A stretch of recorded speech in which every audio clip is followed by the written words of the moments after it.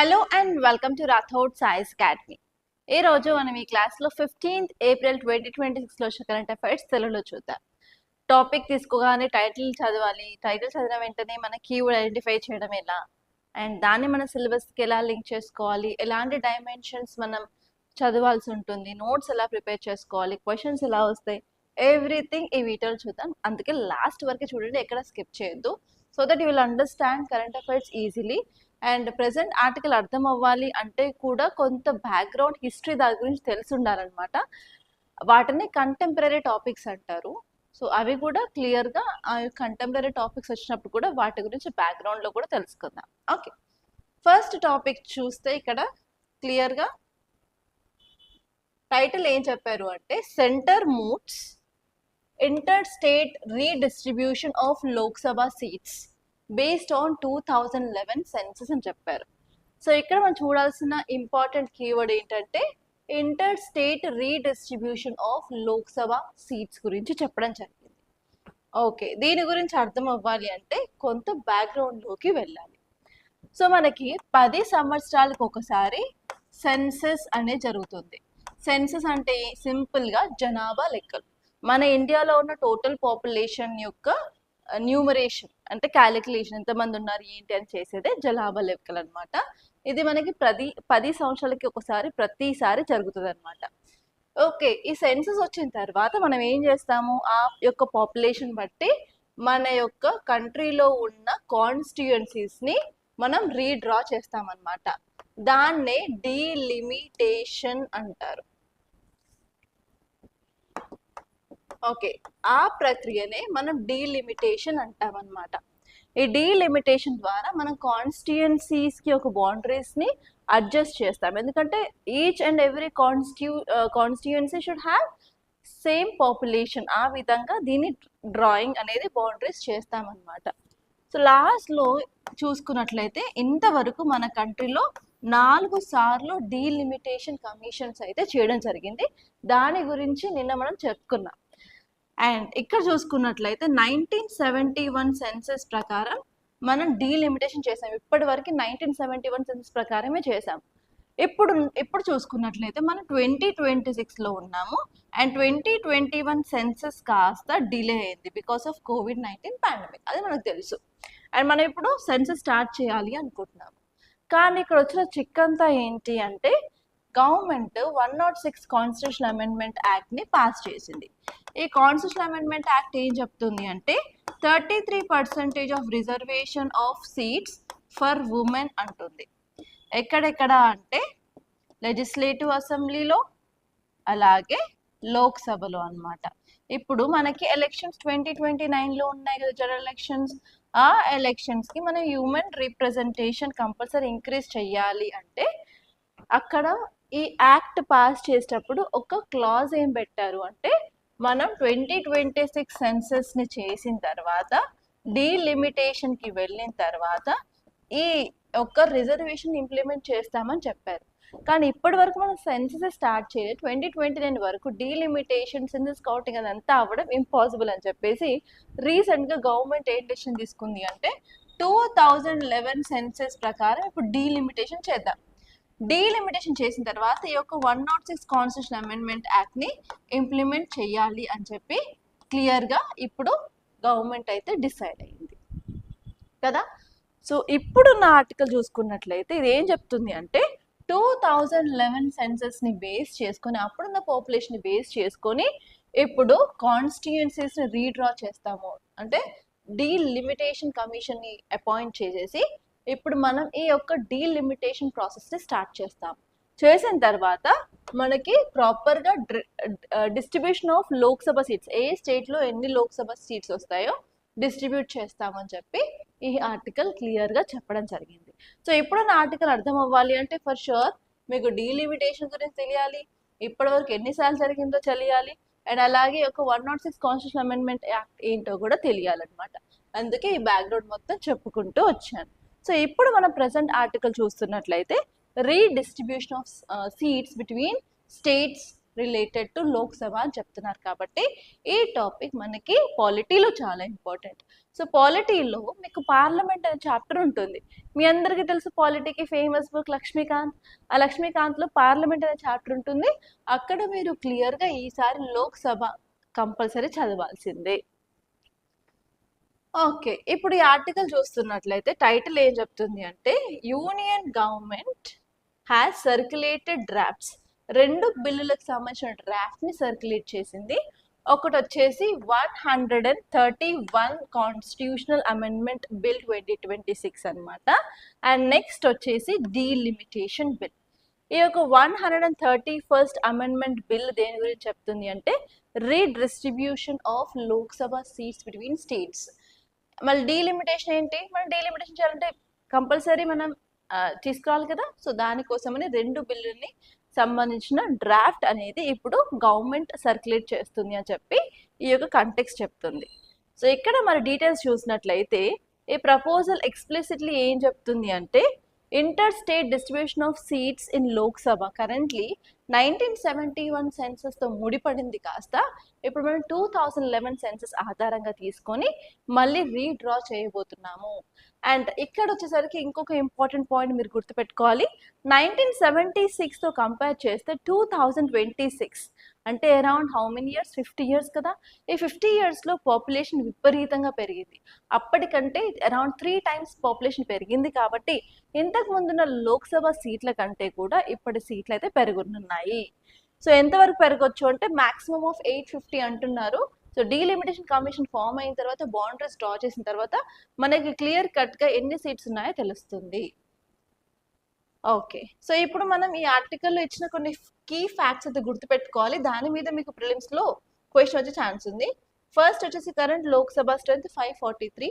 ఇంతకుముందు 540 మనకి ఇంతకుముందు నామినేటెడ్ మెంబర్స్ 2 ఉండేవాళ్ళు, వాళ్ళని తీసేయడం జరిగింది. ఇప్పుడు కరెంట్ లోక్సభ స్ట్రెంత్ వచ్చేసి 543 మెంబర్స్ అనమాట. ఇప్పుడు దీన్ని కాస్త అరౌండ్ 850 సీట్స్ వరకు పెంచే అవకాశం ఉంది అని అంటున్నారు. అండ్ నెక్స్ట్ వచ్చేసి ఈ బిల్లుని ఒక కొత్త or special session of parliament ఏప్రిల్లో జరగనుందనమాట. ఆ ఏప్రిల్ సెషన్లో ఈ యొక్క బిల్ని ప్రవేశపెట్టనున్నారు మన పార్లమెంట్లో. అండ్ అంతేకాదు డీలిమిటేషన్ కమిటీని అపాయింట్ చేసేసి ఈ కమిటీ అనేది డిసైడ్ చేస్తుంది total strength of legislative assemblies and as well as Lok Sabha ఎన్ని ఉంటాయి అని చెప్పి. ఓకే, అండ్ నెక్స్ట్ ఇప్పుడు ఈ ప్రపోజల్ తీసుకోవడానికి మేజర్ రీజన్ ఏంటి? That is a very important part from your mains point of view అనమాట. సో ఇప్పుడు మనం తీసుకోవడానికి మేజర్ రీజన్ ఏంటంటే ఫస్ట్ వచ్చేసి ఈ యొక్క డీలిమిటేషన్ మనకి 1971 ఇయర్తో ఫ్రీజ్ అయింది అనమాట. కానీ ఇప్పుడున్న 2026 పాపులేషన్ చాలా ఎక్కువ ఉంది కాబట్టి we have to change according to the needs of people. That is the first reason. And next వచ్చేసి మనకి ఈక్వల్ రిప్రజెంటేషన్ కూడా ఉండాల్సిన అవసరం ఎంతైనా ఉంది. ఎస్పెషలీ కాన్స్టిట్యుయెన్సీ యొక్క బౌండరీస్ డ్రా చేసిన తర్వాత ఈచ్ అండ్ ఎవ్రీ కాన్స్టిట్యుయెన్సీలో మనకి సేమ్ అమౌంట్ ఆఫ్ పాపులేషన్ ఉండాలి. ఓకే, సో అందుకని ఎవ్రీ కాన్స్టిట్యుయెన్సీ నుంచి మనకి నెంబర్ ఆఫ్ పార్లమెంట్స్ అనేవి ఈక్వల్గా ఉండాలని చెప్పి వాళ్ళు తీసుకొస్తున్నారు. అండ్ నెక్స్ట్ వచ్చేసి రీసెంట్గా 106 కాన్స్టిట్యూషన్ అమెండ్మెంట్ యాక్ట్ అనేది పాస్ అయింది కదా. ఇది దేని గురించి మాట్లాడుతుంది? Women reservation. 33% of seats reserve for women in Lok Sabha and legislative assembly. Pass చేసినంత మాత్రం సరిపోదు కదా, దాన్ని ఇంప్లిమెంట్ చేయాలి. అందుకని ఇప్పుడు ఈ చేంజెస్ తీసుకొస్తున్నారు అనమాట.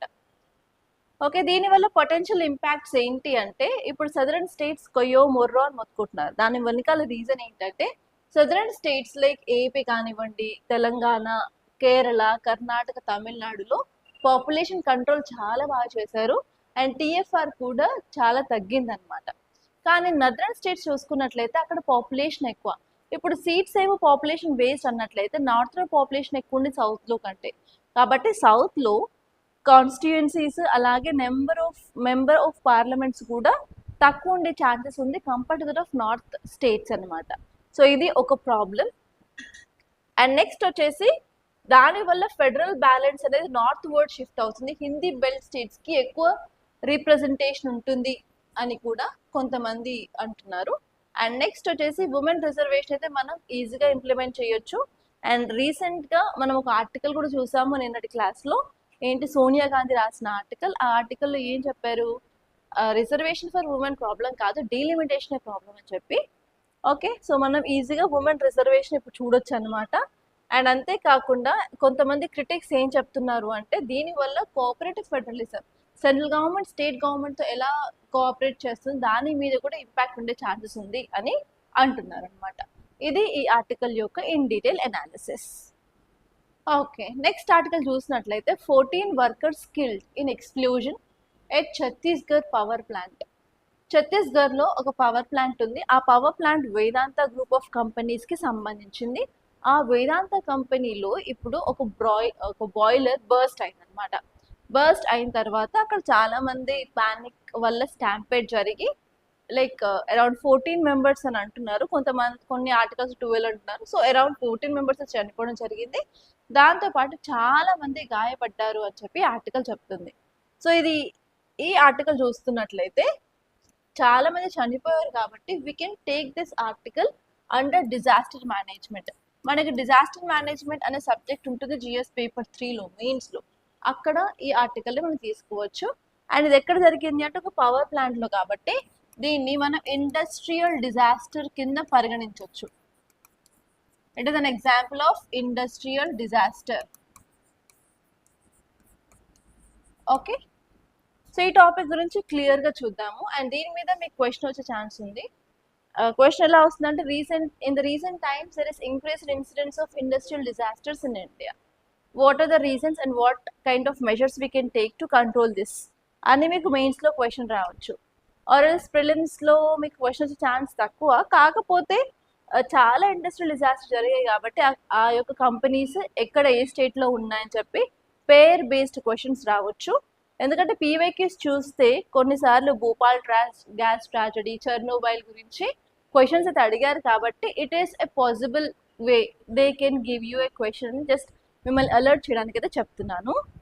ఓకే, అండ్ ఈవెన్ మీకు జిఎస్ పేపర్ 4 ఎథిక్స్లో కేస్ స్టడీస్ ఉంటాయి కదా, ఆ కేస్ స్టడీస్లో కూడా మీకు కేస్ స్టడీ వచ్చే ఛాన్స్ ఉంది. ఎలా ఇస్తారు అంటే you are a district magistrate and in your area there is increasing incidence of industrial disaster and it is causing loss of life of people and lots of havoc, and you can see rampant corruption, nepotism in that company, and you got orders from your higher authorities to control this kind of incidents.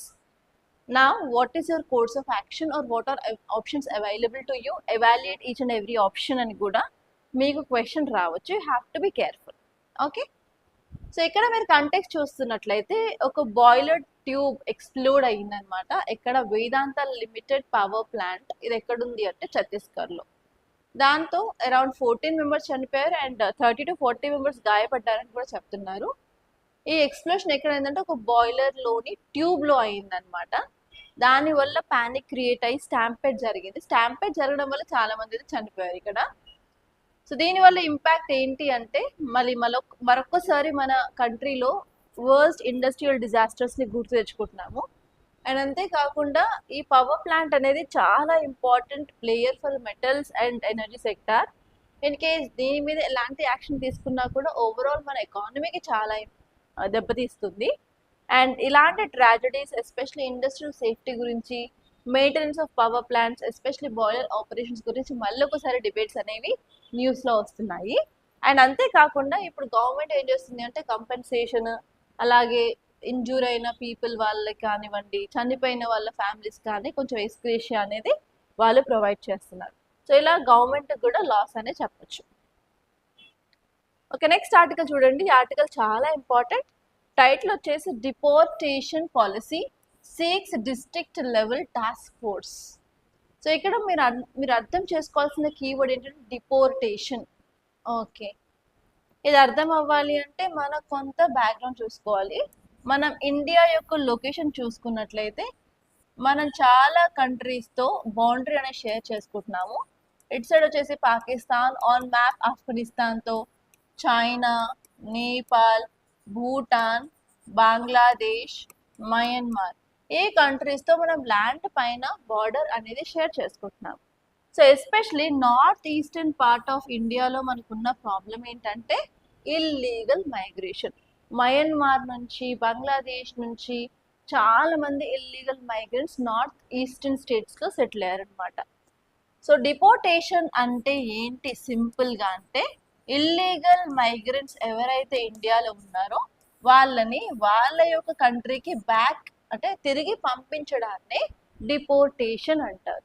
So ఇప్పుడు government of India deportation పాలసీని తీసుకురావడం జరిగింది. ఈ policy ప్రకారం ఇప్పుడు ఏం చేస్తాము అంటే, మన ఇండియాలో ఉన్న ఇల్లీగల్ మైగ్రెంట్స్ ఎవరైతే ఉంటారో వాళ్ళని క్లియర్గా ఐడెంటిఫై చేసి వాళ్ళ యొక్క డాక్యుమెంట్స్ అన్ని చెక్ చేసి, if in case for sure ఇల్లీగల్గా ఇండియాలోకి ఎంటర్ అయ్యారు మైగ్రెంట్స్ అన్నట్లయితే వాళ్ళని తిరిగి వాళ్ళు ఏ కంట్రీ నుంచి వచ్చారో ఆ కంట్రీకి పంపించేస్తామన్నమాట. అదే డిపోర్టేషన్ పాలసీ. ఓకే, సో ఇక్కడ చూసుకున్నట్లయితే deportation policy seeks district level task force. ఇప్పుడు మన government, central government new deportation పాలసీని తీసుకొచ్చింది. అందుకే ఇప్పుడు డిస్ట్రిక్ట్ లెవెల్లో టాస్క్ ఫోర్స్ని అరేంజ్ చేయడం జరిగింది అని చెప్పి ఈ టైటిల్ చెప్తుంది. ఈ టాపిక్ని మనం internal security from GS paper 3 point of వ్యూలో చూసుకోవచ్చు.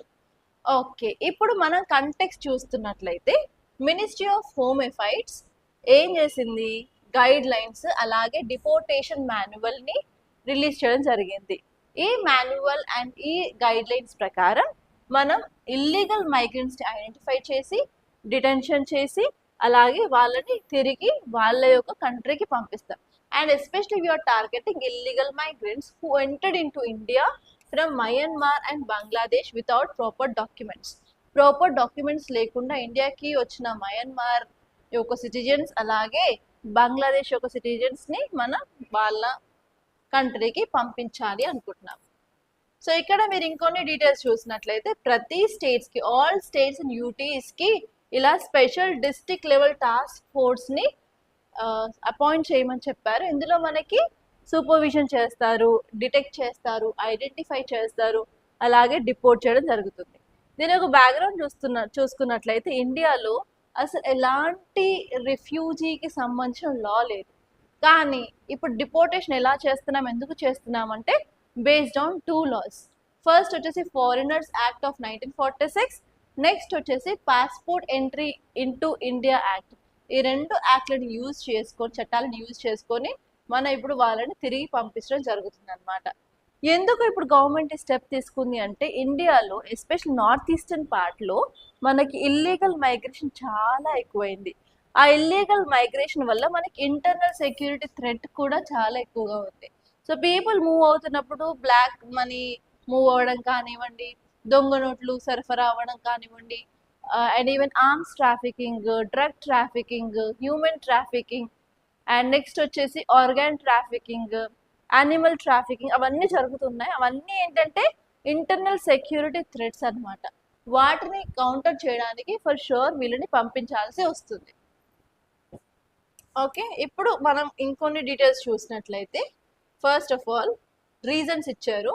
ఆ రీజన్స్ ఏంటి అంటే, ఇల్లీగల్ మైగ్రేషన్ అనేది చాలా ఎక్కువ అయిపోతుంది, especially from this neighbouring countries. దానివల్ల మనకు సెక్యూరిటీ ఇష్యూస్ అలాగే అక్కడ ఉన్న డెమోగ్రఫీ కూడా చేంజ్ అవుతుంది. అండ్ అక్కడ మనం ఎలక్షన్స్ పెడితే కూడా ఫారినర్స్ కూడా ఓట్ వేయడానికి ఛాన్స్ ఉంది. కాబట్టి మన ఇండియన్ ఎలక్షన్స్ మీద కూడా ఇంపాక్ట్ అయ్యే ఛాన్స్ ఉంది. అండ్ నెక్స్ట్ వచ్చేసి మనకి ఎలాంటి యూనిఫామ్ ఇంప్లిమెంటేషన్ అనేది సరిగ్గా లేదు. మనకి డిఫరెంట్ స్టేట్స్ ఉన్నాయి, different states are bonding with different countries. కాబట్టి మనకి యూనిఫామ్గా ఏ లా లేదు. కాబట్టి డిలే ఇన్ డిపోర్టేషన్ అవుతుంది. చాలాసార్లు డిపోర్టేషన్ ఎందుకు డిలే అవుతుంది అంటే, ఒక స్టేట్ నుంచి ఒక స్టేట్కి లాస్ అనేవి ఈక్వల్గా లేవు, అలాగే చాలా లూప్ హోల్స్ అనేవి మనకు ఉన్నాయి. అండ్ నెక్స్ట్ వచ్చేసి ప్రాపర్గా డీసెంట్రలైజేషన్ కూడా లేవన్నమాట. District level task force will ensure faster identification. ఇప్పుడు మనం డిస్ట్రిక్ట్ లెవెల్ టాస్క్ ఫోర్స్ పెట్టినట్లయితే చాలా ఫాస్ట్గా మనం ఐడెంటిఫై చేస్తాము, అలాగే ప్రాపర్గా కోఆర్డినేషన్ అనేది లోకల్ లెవెల్లో ఉంటుందన్నమాట. అండ్ అంతేకాకుండా ఏవైతే లీగల్ ప్రాసెసెస్ ఉన్నాయో చాలాసార్లు అవి మిస్యూజ్ అవుతున్నాయి, దానివల్ల ప్రొసీజరల్ డిలేస్ అవుతున్నాయి మన కంట్రీలో అని చెప్పి చెప్పడం జరిగింది. అంతేకాకుండా నేషనల్ సెక్యూరిటీ ఇంపెరేటివ్స్ అంటే నేషనల్ సెక్యూరిటీ సంబంధించి కొన్ని ప్రాబ్లమ్స్ కూడా ఉన్నాయి. అవేంటి, ఆర్గనైజ్డ్ క్రైమ్స్ అవుతున్నాయి, హ్యూమన్ ట్రాఫికింగ్ అవుతూ ఉంది, అండ్ ప్రాపర్ స్ట్రక్చర్డ్ మెకానిజం అనేది చాలా important for monitoring and removal. వీటి కోసం ఇప్పుడు మనం డిపోర్టేషన్ని కోసం పాలసీ తీసుకువచ్చాము. అండ్ దాని ద్వారా మనం డిస్ట్రిక్ట్ లెవెల్లో టాస్క్ ఫోర్స్ అనేవి ఎస్టాబ్లిష్ చేస్తున్నాం. ఓకే, నెక్స్ట్ ఆర్టికల్ చూస్తున్నట్లయితే the alarming rise of medicalisation in India. So ఇక్కడ ఈ టైటిల్ చూడగానే మనకి కనిపించే కీవర్డ్ మెడికలైజేషన్. సో ఇక్కడ మీరు చూడాలి, ఇక్కడ ఏముంటుంది అంటే మెడికలైజేషన్ ఎక్కువ అవుతుంది, అది ఒక ఇండియాకి ప్రాబ్లం అని అంటున్నారు అనమాట. సో అసలు ఇక్కడ మీరు చూడాల్సిన కీవర్డ్ మెడికలైజేషన్ అంటే అండర్స్టాండ్ చేసుకోవాలి. దాని తర్వాత అసలు ఎందుకు మెడికలైజేషన్ అవుతుందో రీజన్ చూసుకోవాలి, అండ్ దానివల్ల ఎలాంటి ఇంపాక్ట్ ఉంటుంది, అండ్ లాస్ట్ వచ్చేసి ఎలాంటి మెజర్స్ తీసుకుంటే బాగుంటుంది అని క్లియర్గా చూసుకోవాలి. ఈ ఆర్టికల్ వచ్చేసి అసలు ఏం చెప్తుంది అంటే ఇండియాలో మెడికలైజేషన్ ఎక్కువ అవుతుంది. ఫర్ ఎగ్జాంపుల్ సింపుల్గా చూసుకున్నట్లయితే మన కంట్రీలో లైఫ్ స్టైల్ చేంజెస్ జరుగుతున్నాయి, అండ్ దానివల్ల మనకి మెటబాలిక్ డిసీజెస్ ఎక్కువ అవుతున్నాయి. ఎస్పెషల్ రీసెంట్గా ఒబేసిటీ రిస్క్ ఇండెక్స్ కూడా చూసాం కదా. ఇండియాలో చిన్నపిల్లల్లో చూసినట్లయితే ప్రతి 5గురిలో ఒకరికి ఒబేసిటీ ఉంది, దానివల్ల ఎన్సిడీస్ పెరగచ్చు అని చెప్పి రిపోర్ట్ చదివాం కదా. సో అలాగే అడల్ట్స్లో కూడా ఏంటంటే లైఫ్ స్టైల్ మోడిఫికేషన్స్, మనం తినే ఫుడ్ ప్రాపర్గా ఎక్సర్సైజ్ లేకపోవడం, అదంతా దానివల్ల ఏమవుతుందంటే ఒబేసిటీ రిస్క్ అనేది పెరిగింది. దానివల్ల చాలా మెటబాలిక్ ఇష్యూస్ అనేవి వస్తున్నాయి. సో ఇప్పుడు మనం హాస్పిటల్కి వెళ్తే ఏం చేస్తున్నారు అంటే ప్యూర్గా మెడిసిన్స్ ఇచ్చేసి ఆ ప్రాబ్లంకి సొల్యూషన్ అనేది కొంతవరకు ఇస్తున్నారు. కానీ యాక్చువల్లీ రూట్ ప్రాబ్లం ఏంటి? లైఫ్ స్టైల్ చేంజెస్ కదా. ఎక్కడ ఎవరు లైఫ్ స్టైల్ చేంజెస్ గురించి, మోడిఫికేషన్స్ గురించి మాట్లాడకుండా జస్ట్ మందులు ఇస్తున్నారు. సో ఇక్కడ ఏంటి, ఈ ప్రాబ్లమ్స్ అనేవి ఎలా ప్రివెంట్ చేయొచ్చు అంటే ప్రాపర్గా మనం మెడిసిన్ కాకుండా మనకి రూట్ కాజ్ అసలు ఎందుకు జరుగుతుందో తెలుసుకొని అండ్ దాన్ని ఓవర్కమ్ చేస్తే ఈ ప్రాబ్లం అవుతుంది, ఈ ప్రాబ్లం క్లియర్ అవుతుంది. కానీ మెడిసిన్స్ తీసుకోవాల్సిన అవసరం లేదు. కానీ మీరు హాస్పిటల్స్కి వెళ్ళడం వల్ల డాక్టర్స్ ఏం చేస్తున్నారు అంటే అవసరం లేని వాటికి కూడా మెడిసిన్స్ ఇస్తున్నారు. దాన్ని మెడికలైజేషన్ అని అంటున్నారు అనమాట. ఓకే, మెడికలైజేషన్ అంటే ఏంటి? The process where non medical problems, అసలు మెడిసిన్స్ అవసరం లేని ప్రాబ్లమ్స్కి కూడా మనం మెడిసిన్స్ ఇస్తే దాన్ని మెడికలైజేషన్ అంటాం అనమాట. సో ఇండియాలో ఏమవుతుందంటే ఓవర్ రిలయన్స్ ఆన్ డ్రగ్స్ మీద ఎక్కువ డిపెండ్ అవుతున్నాము. ప్రతి చిన్నవాటికి పెద్దవాటికి సర్జరీస్ వెళ్ళడము, అలాగే డయాగ్నోస్టిక్ సెంటర్స్ కూడా పెరగడం వల్ల మనమే వెళ్ళేసి you are doing our test alone every 6 monthsకి, ఎవ్రీ 1 year కలా మన టెస్ట్లు మనమే చేయించుకుంటున్నాము. And even full health checkup plans కూడా వచ్చాయి. ఎస్పెషలీ మెడ్ సెంటర్కి వెళ్తే మనకి చెప్తారనమాట, ఈ ప్లాన్ ఉంది, 7,000కి ఇవన్నీ టెస్ట్లు, 4,000కి ఇవన్నీ టెస్ట్లు అలా. సో అలాంటి ప్యాకేజెస్ కూడా రావడం వల్ల లైక్ అవసరం లేని వాటికి కూడా we are like habituated to take medicines అని చెప్పడం జరిగింది. ఎందుకు అవుతున్నాయి ఇలా అంటే ఫస్ట్ వచ్చేసి మనం ఎక్కువ హై అల్ట్రా ప్రాసెస్డ్ ఫుడ్స్ తింటున్నాం, ప్యాకేజ్డ్ ఫుడ్స్. ఇంతకుముందు లైక్ మన తాత ఆర్ గ్రాండ్ పేరెంట్స్ వాళ్ళ ఏజ్ చూస్తున్నట్లయితే ఎవ్రీథింగ్ ఇంట్లో ఉండేవారు, రాగి సంగటి, నెయ్యి, ఈవెన్ గీ కూడా ఇంట్లో చేసుకునేవాళ్ళు. కానీ ఇప్పుడు మనం ఏం చేస్తున్నాం, because of busy life style, time అనేది దొరకక ఎవ్రీథింగ్ మనం బయట ఉన్న మార్కెట్లో ఉన్న ప్రొడక్ట్స్ అన్ని కొనుక్కుంటున్నాం. ఎస్పెషలీ వర్కింగ్ ఉమెన్ అయితే రెడీమేడ్ ఫుడ్ ఏమైతే ఉంటుందో అవన్నీ వెతుకుతారు. ఎస్పెషల్లీ నేను కూడా అంతే. So if I go to any super market, నాకు అసలు టైం ఉండదు కాబట్టి ఉన్న టైంలోనే I have to eat something అని చెప్పి మనకి ఈవెన్ సూపర్ మార్కెట్కి వెళ్తే half made parathas, half made chapatis దొరుకుతాయి. జస్ట్ అది తీసుకొచ్చి పెనం మీద కాల్చుకుంటే సరిపోతుంది. ఇక్కడ పిండి కలిపి చేసి కాల్చుకునేంత టైం ఉండదు కాబట్టి we will be choosing that. And even readymade pasta, readymade Maggi, so అలాంటివి ప్రోడక్ట్స్ అనేవి దొరుకుతున్నాయి కాబట్టి we are focusing on that. And ఇంతకుముందు మీకు ఐడియా ఉండే ఉంటుంది, సమ్మర్ వస్తే చాలు చిప్స్ వడియాలు ఇంట్లో పెట్టుకునేవాళ్ళు. బట్ ఇప్పుడు everything is available in market కదా. So we are depending on that. దానివల్ల ఏంటి అంటే బయట దొరికే ఫుడ్స్లో ప్రాసెసింగ్ ఎక్కువ చేస్తారు అండ్ స్టోరేజ్ కోసం కూడా కొన్ని ఇంగ్రీడియంట్స్ కలపాల్సి వస్తుంది. కానీ మనం చేసుకునే ఇంట్లో ఫుడ్కి ఓన్లీ సాల్ట్ ఒకటే యూజ్ చేసి మనం ఇంగ్రీడియంట్ దానివల్ల మనం స్టోర్ చేసుకోగలుగుతాం. కానీ ప్రాసెస్డ్ ఫుడ్స్ అలా కాదు కదా, they will be using lots of things. And even package చేసినప్పుడు కూడా ఖరాబ్ అవ్వకుండా ఉండడానికి అందులో మనకి ఎయిర్ కూడా ఫిల్ చేస్తూ ఉంటారు. That is not good for the health. And even ఏంటంటే మనం బయట దొరికే ఫుడ్స్ అన్నీ ఒకసారి బాయిల్ చేసిన ఆయిల్లో మళ్ళీ మళ్ళీ మళ్ళీ మళ్ళీ బాయిల్ చేస్తూ ఉంటారు. And especially road side food చూసినట్లయితే like samosas or whatever it may be, బజ్జీలు కానీ అది తేగుతున్నప్పుడు ఆయిల్ చూడండి బ్రౌన్ కలర్ బ్లాకిష్ కలర్లో ఉంటుంది. Actually that is not good for health. ఎందుకంటే మరి ఎక్కువగా మనం ఆయిల్ మరిగిస్తూ ఎక్కువసార్లు దాన్ని యూజ్ చేసినట్లే అందులో ట్రాన్స్ ఫ్యాట్స్ అనేవి డిపాజిట్ అవుతాయి అన్నమాట. ఆ ట్రాన్స్ ఫ్యాట్స్ ఏం చేస్తాయంటే మన బాడీలో ఉన్న బ్లడ్ వెజల్స్లో పేరుకుపోతుంది. దానివల్ల బ్లడ్ వెజల్స్ అనేవి నారో అయ్యి ప్రాపర్గా బ్లడ్ ఫ్లో అనేది జరగదు అనమాట. దానివల్ల మనకి హైపర్ టెన్షన్, హార్ట్ స్ట్రోక్స్ అవన్నీ వస్తూ ఉంటాయి. సో ఇక్కడ మనం చేసేది ఏంటంటే మనం డైట్ అనేది చేంజ్ చేసాం. ఎస్పెషలీ హై ఫ్యాట్ డైట్ కానీ, హై సాల్ట్ డైట్ కానీ, అల్ట్రా ప్రాసెస్డ్ ఫుడ్స్ కానీ అవి తీసుకుంటున్నాం. దానివల్ల మనకి ఇలాంటి డిసీజెస్ వస్తున్నాయి, మెటబాలిక్ చేంజెస్. అండ్ అంతేకాకుండా సెడెంటరీ లైఫ్ స్టైల్. ఇంతకుముందు మన గ్రాండ్ పేరెంట్స్ టైం చూసుకున్నట్లయితే వాళ్ళు సైకిల్ తొక్కేవాళ్ళు, వాళ్ళ పనులు వాళ్ళే చేసుకునేవాళ్ళు. బట్ ఇప్పుడు వర్కింగ్ అని చెప్పేసి 2-3 ఇంట్లో పనులను పెట్టుకొని వాళ్ళతో పని చేయించుకుంటున్నాం. So because of the sedentary lifestyle. And even ఇప్పుడు ఎవరు మెట్లు ఎక్కుతారండి? ఎక్కడికైనా వెళ్ళాలంటే మెట్లు ఎక్కుతారు, దానికంటే ఎస్కలేటర్లు తీసుకోవడం కానీ లేకపోతే లిఫ్ట్లు వెళ్ళడం కానీ జరుగుతుంది. దానివల్ల ప్రాపర్గా ఫిజికల్ వర్క్ అనేది మనం మన బాడీకి ఇవ్వట్లేదు. ఫిజికల్ వర్క్ ఇవ్వనప్పుడు ఆబ్వియస్లీ మన బాడీ అంతా మొద్దు మారిపోతుంది. ఓకే, సో అలా ఏమవుతుంది, దట్ ఈస్ ద రీజన్ అని చెప్పొచ్చు. అండ్ నెక్స్ట్ వచ్చేసి open public spaces, green spaces కూడా సిటీస్లో చాలా తగ్గిపోయాయి కంపేర్ టు రూరల్ ఏరియాస్లో చాలా ఎక్కువ గ్రీన్ స్పేసెస్ ఉంటాయి అండ్ ప్రశాంతంగా అంతా ఉంటుంది. But in urban areas we don't have proper open or public green spaces. అది కూడా ఒక రీజన్ అని చెప్పొచ్చు. అండ్ క్రానిక్గా స్ట్రెస్, మనం చేసే పనులు ఇంతకుముందు హాయిగా తిన్నామా, చేసామా, పడుకున్నామా, ప్రొడ్యూస్ వచ్చిందా లాస్ట్కి అని చూసుకునేవాళ్ళు. బట్ ఇప్పుడు వచ్చేసి ఈవెన్ వాళ్ళ వర్కింగ్ హవర్స్ కంటే కూడా ఎక్కువ హవర్స్ వర్క్ చేయాల్సి వస్తుంది.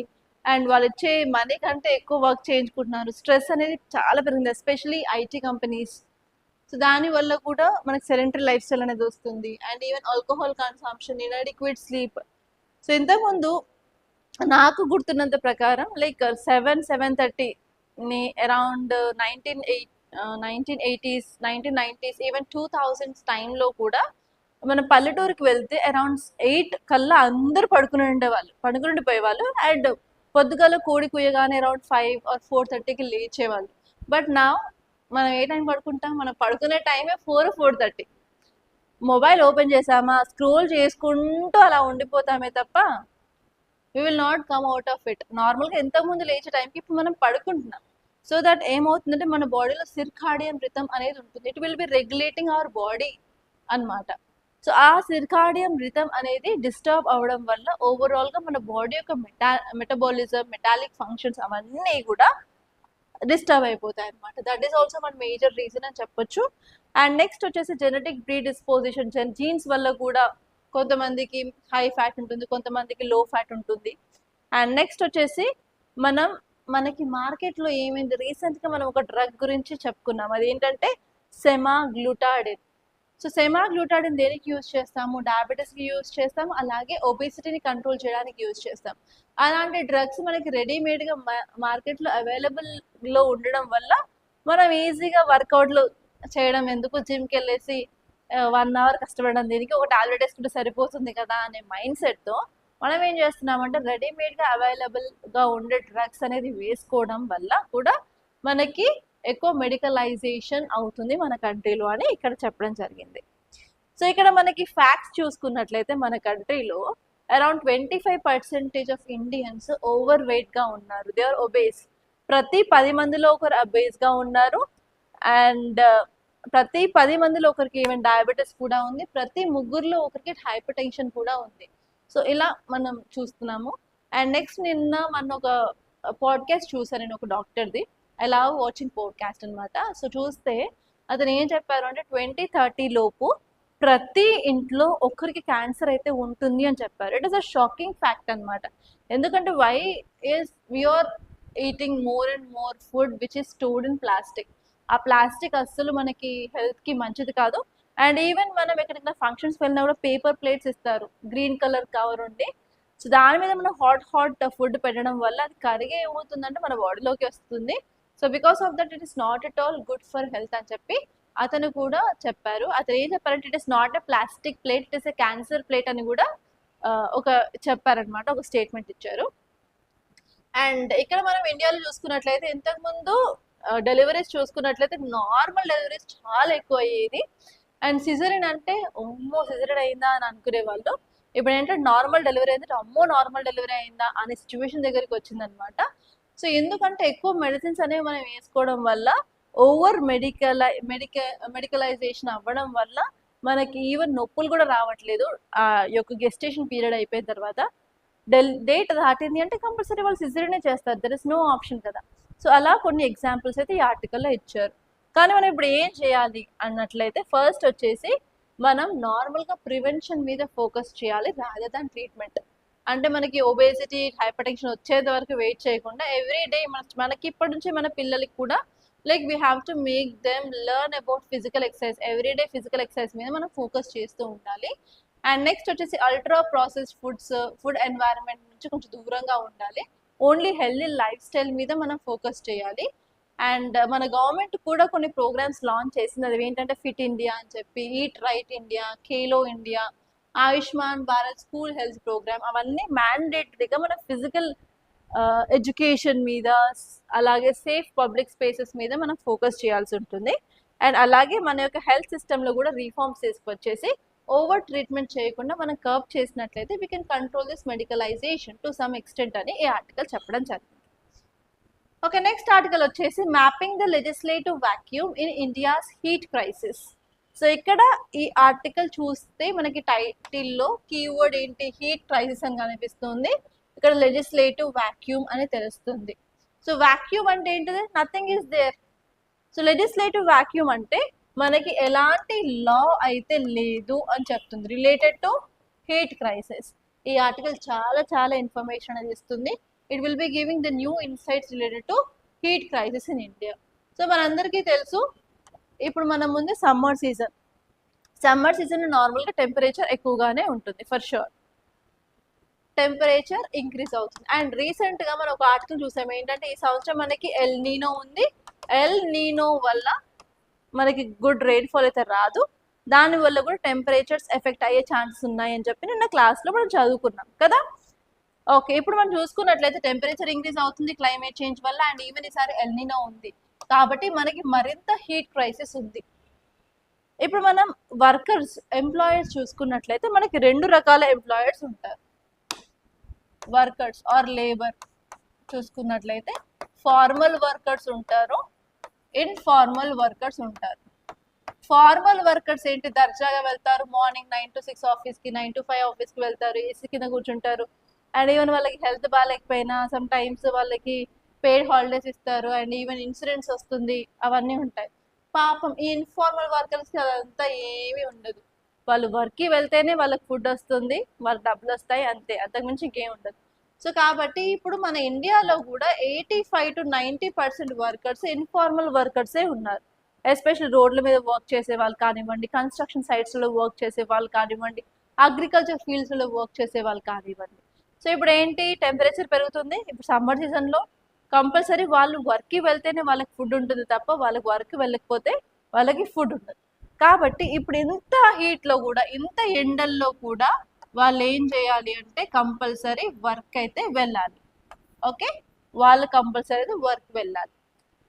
ఓకే, వాళ్ళు వర్క్కి వెళ్ళకపోతే మాత్రం వాళ్ళకి ఫుడ్ ఉండదు, వాళ్ళకి ప్రాపర్ లైవ్లీహుడ్ అనేది ఉండదు. ఇన్ కేస్ వాళ్ళు వర్క్కి వెళ్తే మాత్రం ఈ హై హీట్కి వాళ్ళ యొక్క బాడీ డిహైడ్రేట్ అయిపోయి వాళ్ళకి హెల్త్ ప్రాబ్లమ్స్ రావచ్చు. అలాగని హెల్త్ ప్రాబ్లమ్స్ వస్తే ఎవరు చూసుకుంటారు, ఎవరు లేరు చూసుకోవడానికి. సో అందుకని ఆర్టికల్ ఏం చెప్తుంది అంటే ఇన్ఫార్మల్ వర్కర్స్ ఎవరైతే ఎండల్లో వర్క్ చేయాల్సి వస్తుందో వాళ్ళకి ఎలాంటి హెల్త్ బెనిఫిట్స్ అనేవి ప్రాపర్గా ఏ లా ప్రొవైడ్ చేయట్లేదు. కాబట్టి మనం ఇప్పుడు ఒక పాలసీ కానీ లా కానీ తీసుకొచ్చేసి ఇన్ఫార్మల్ వర్కర్స్ని ప్రొటెక్ట్ చేయాలి అని ఈ ఆర్టికల్ చెప్తుంది అనమాట. క్లియర్? సో ఇప్పుడు మనం కంటెక్స్ట్ చూసుకున్నట్లయితే ఈ ఆర్టికల్ ఏం చెప్తుంది అంటే extreme heat transformed from a seasonal phenomena. మనకి సమ్మర్లో ఎక్కువ హీట్ ఉంటుంది, రైనీ సీజన్లో తక్కువ ఉంటుంది, అండ్ వింటర్ సీజన్లో చాలా చల్లగా ఉంటుంది. సో అలా సీజనల్ ఫినామినా వల్ల మనకి ఎక్సెస్ హీట్ అనేది ఇప్పుడు మనం సమ్మర్ సీజన్లో చూస్తాము. దానివల్ల ఎస్పెషల్లీ వలరబుల్ పీపుల్ మీద చాలా ఇంపాక్ట్ అనేది ఉంటుంది. Because there is no proper law అని ఇక్కడ చెప్పారనమాట. ఓకే, దీన్నే వాళ్ళు థర్మల్ ఇన్జస్టిస్ అని కూడా అంటున్నారు. అంటే హ్యావ్స్ హ్యావ్ నాట్స్, ఉన్నోళ్ళు లేనోళ్ళు. ఉన్నోళ్ళకి ఏంటంటే ఇంట్లో ఉంటారు, ఏసీలు పెట్టుకుంటారు, ఫ్యాన్లు పెట్టుకుంటారు, కూలర్ పెట్టుకుంటారు, సో దట్ వాళ్ళు చల్లగా ఉండే ఛాన్సెస్ ఉంటాయి. కానీ పాపం లేనోళ్ళు బయట గుడిసెలలో చెట్ల కింద రోడ్ మీద ఉండే వాళ్ళు కంపల్సరీ ఆ హీట్ని భరించాల్సిందే. సో దీన్నే థర్మల్ ఇన్జస్టిస్ అని అంటున్నారు అనమాట. ఈ థర్మల్ ఇన్జస్టిస్ని మనం కంట్రోల్ చేయడానికి మన దగ్గర ఎలాంటి లా లేదు అని చెప్పి ఆర్టికల్ చెప్పడం జరిగింది. సో ఇక్కడ లెజిస్లేటివ్ వాక్యూమ్ అంటే ఇండియాలో ఎలాంటి లా ఆర్ ఎన్ఫోర్సబుల్ ప్రొవిజన్స్ అనేవి లేవు, especial related to this heat, extreme heat. ఎందుకంటే హీట్ని ఒక డిజాస్టర్ లాగా పరిగణించలేదు కాబట్టి మన దగ్గర ఎలాంటి లా లేదు అని చెప్తున్నారు. హీట్ వేవ్స్ అనేవి ఇంతవరకు ఎలాంటి నేషనల్ డిజాస్టర్గా నోటిఫై చేయలేదు, అండర్ డిజాస్టర్ మేనేజ్మెంట్ యాక్ట్ అని కూడా ఇక్కడ చెప్పడం జరిగింది.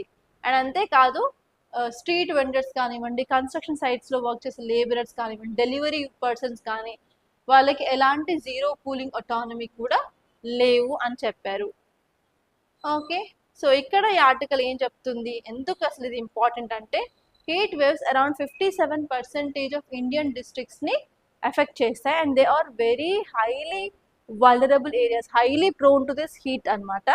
ఎక్స్ట్రీమ్ హీట్ వల్ల overall productivity and income of people కూడా తగ్గిపోతుంది, ఎస్పెషల్లీ అవుట్ సైడ్ వర్కర్స్ ఎవరైతే చేస్తారో, అవుట్డోర్ వర్కర్స్ ఎవరైతే ఉంటారో, సో వాళ్ళకి ప్రొడక్టివిటీ అనేది తగ్గుతుంది అండ్ ఈవెన్ వాళ్ళ యొక్క ఇన్కమ్ అనేది తగ్గుతుంది.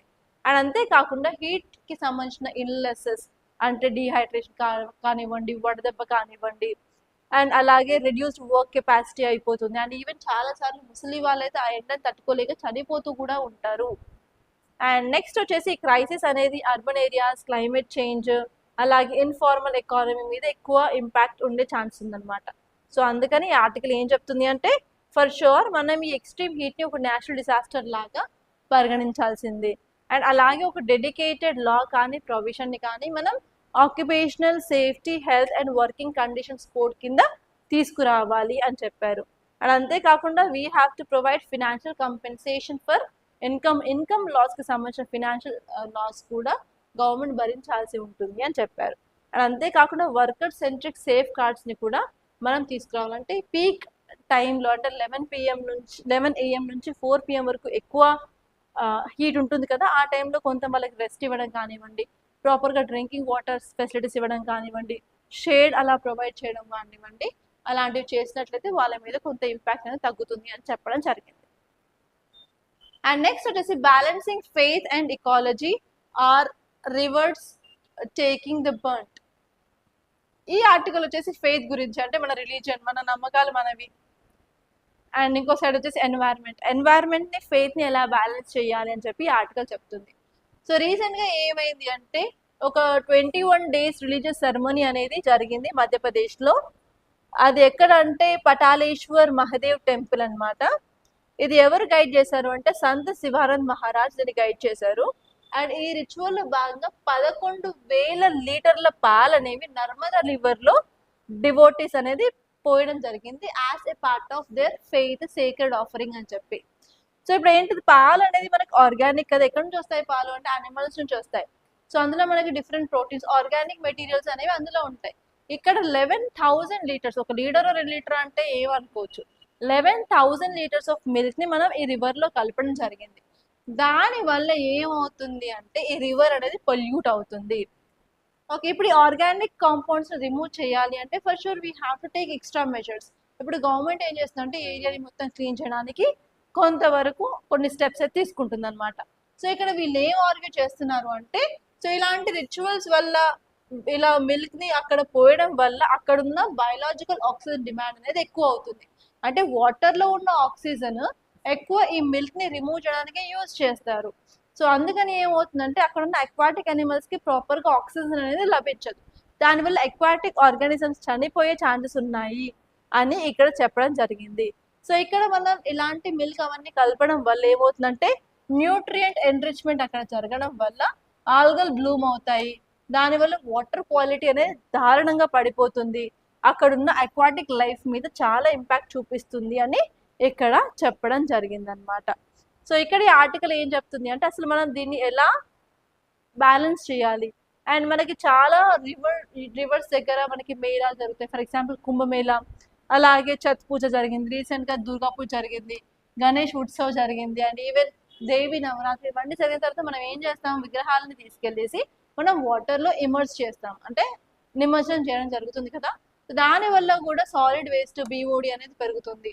సో ఆ టైంలో కూడా మన యొక్క ఇకో సిస్టమ్ మీద ఇంపాక్ట్ అనేది ఉంటుంది. సో వీటిని ఓవరాల్గా ఎలా చెయ్యాలి అని చెప్పి ఇక్కడ ఈ ఆర్టికల్ చెప్పడం జరిగింది.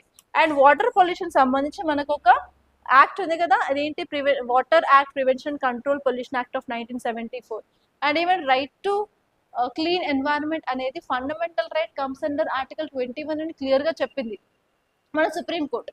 సో అందుకని ఇప్పుడు మీరు ఇక్కడ ఆలోచించాల్సింది ఏంటి అంటే, అసలు ఎలాంటి స్టెప్స్ తీసుకోవడం వల్ల మనకి ఇలా ఎన్వైరన్మెంట్ని పొల్యూషన్ అవ్వకుండా చూడాలి అని చెప్పి ఈ ఆర్టికల్ ఇవ్వడం జరిగింది. ఒకసారి మీరు కూడా ఆలోచించండి, how can we balance faith and environment అని. సో ఇక్కడ 2 క్వశ్చన్స్ ఇచ్చాను, ప్రిలిమ్స్ క్వశ్చన్స్, ఒకసారి చూడండి, 2 కాదు 3. సో నేను నిన్న క్లాస్లో చెప్పాను డీలిమిటేషన్ కమిషన్ మీద ఆల్రెడీ పీవైక్యూస్ వచ్చాయి అని చెప్పి. సో నేను ఇక్కడ క్వశ్చన్ ఒకటి తీసుకున్నాను, 2012లో వచ్చిన క్వశ్చన్ అనమాట. ఇదేంటంటే, with reference to delimitation commission consider the following statements అని ఇచ్చారు. ఇందులో 2 స్టేట్మెంట్స్, ఒకటి వచ్చేసి orders of delimitation commission can not be challenged in a court of law, and second వచ్చేసి when orders of delimitation commission are laid before Lok Sabha or state legislative assembly, they cannot effect any modification the orders. దీని answer ఏంటో కింద కమెంట్లో చెప్పండి. And ఇంకో question 2024లో కూడా delimitation commission గురించి వచ్చింది. అదేంటంటే, how many times delimitation commission have been constituted by government of India అని చెప్పి. అండ్ నెక్స్ట్ వచ్చేసి ఇప్పుడు ఈసారి ఎక్స్పెక్ట్ చేసే క్వశ్చన్ కూడా నేను ఇక్కడ ఇచ్చాను. ఇప్పుడు డీలిమిటేషన్ న్యూస్లో ఉంది కాబట్టి, consider the following statements regarding inter state redistribution of Lok Sabha seats. ఇక్కడ ఫస్ట్ స్టేట్మెంట్ ఏమి ఇచ్చారంటే, currently the allocation of seats is frozen on the basis of 1971 census. Next వచ్చి the constitution 131st amendment bill proposes to increase the maximum strength of Lok Sabha to 850 seats.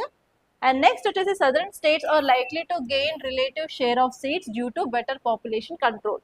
So ఇందులో correct option ఏంటో కింద కమెంట్లో చెప్పండి. And it is a possible question 2026 అనమాట. So అలా మీరు trends చూసుకున్నట్లయితే ఇంతకుముందు ఏం వచ్చాయి క్వశ్చన్స్, ఈసారి క్వశ్చన్ ఎలా వస్తుందని చెప్పి కొంత మీకు అవగాహన అనేది ఉంటుందని చెప్పి ఈ టైప్లో క్వశ్చన్ ఇచ్చాను అనమాట. And that's all guys, by this I'm concluding. Thank you so much for watching. మీకు కనుక ఈ వీడియో నచ్చినట్లయితే లైక్ చేయండి, అలాగే షేర్ చేయండి. అండ్ మరిన్ని ఇలాంటి కరెంట్ అఫైర్స్ అప్డేట్స్ కోసం మన ఛానల్ అయితే ఫర్ షూర్ సబ్స్క్రైబ్ చేసుకోండి. అండ్ నెక్స్ట్ మీరు కనుక యూపీఎస్సీ ప్రిపరేషన్ స్టార్ట్ చేయాలనుకున్నట్లయితే మన దగ్గర new batch for GS foundation course అనేది 28th April స్టార్ట్ అవుతుంది. మీకు ఎలాంటి డౌట్స్ ఉన్నా, క్వైరీస్ ఉన్నా, మీరు జాయిన్ అవ్వాలనుకున్నట్లయితే please to contact us on this number 8074765513. And మీరు డైరెక్ట్గా వచ్చి, if you want to visit our academy, మీరు డైరెక్ట్గా వచ్చి విజిట్ చేయొచ్చు. మన అకాడమీ వచ్చేసి అశోక్ నగర్ హైదరాబాద్లో ఉంది. అండ్ అక్కడికి వచ్చి వికాస్ బుక్ సెంటర్ అనేది ఎవరైనా చెప్తారు, దానిపైన 2nd and 3rd floorలో మన అకాడమీ ఉంటుంది. You can come and you can talk to me directly and you can talk to the students as well అండి. Thank you so much. I wish you all the best.